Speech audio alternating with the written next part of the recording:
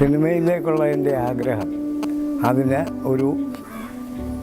എൻ്റെ പ്രാർത്ഥനയനുസരിച്ച് 1948 ഉദയ സ്റ്റുഡിയോ തുടങ്ങുന്നു എന്നുള്ള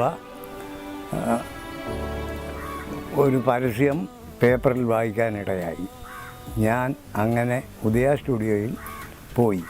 വളരെ നാളത്തെ പരിശ്രമത്തിന് ശേഷം ഒരു 6 മാസം കഴിഞ്ഞപ്പോൾ എനിക്ക് എഡിറ്റിങ്ങിൽ ഒരു അപ്രൻറ്റീസായിട്ട് ചാൻസ് കിട്ടി.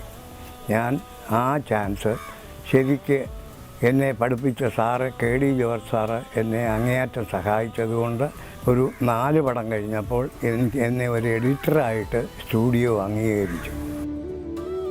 ഉദയ സ്റ്റുഡിയോയുടെ നിർമ്മാണം നടക്കുന്ന സമയത്ത് തന്നെ രാമകൃഷ്ണൻ നായർ അവിടെ എത്തിയെങ്കിലും കാര്യങ്ങൾ വിചാരിച്ചതുപോലെ എളുപ്പമായില്ല. അപരിചിതമായ ആ ലോകത്ത് തന്നെ സഹായിക്കാൻ ആരുമില്ലെന്നത് ആ മനസ്സിനെ നോവിച്ചുകൊണ്ടിരുന്നു. ഉദയ സ്റ്റുഡിയോയിലെ നിത്യസന്ദർശകനായെങ്കിലും ഫലം കണ്ടില്ല. സ്റ്റുഡിയോ മുതലാളി കുഞ്ചാക്കോയെ കാണാനുള്ള ശ്രമങ്ങളും പരാജയപ്പെട്ടു.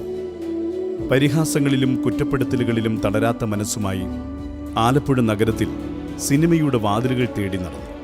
തിരികെ വീട്ടിലേക്ക് ചെന്നാലുണ്ടാകുന്ന പ്രശ്നങ്ങൾ ഗുരുതരമായേക്കുമെന്ന ചിന്ത ആശങ്കകളെ ഉണർത്തി.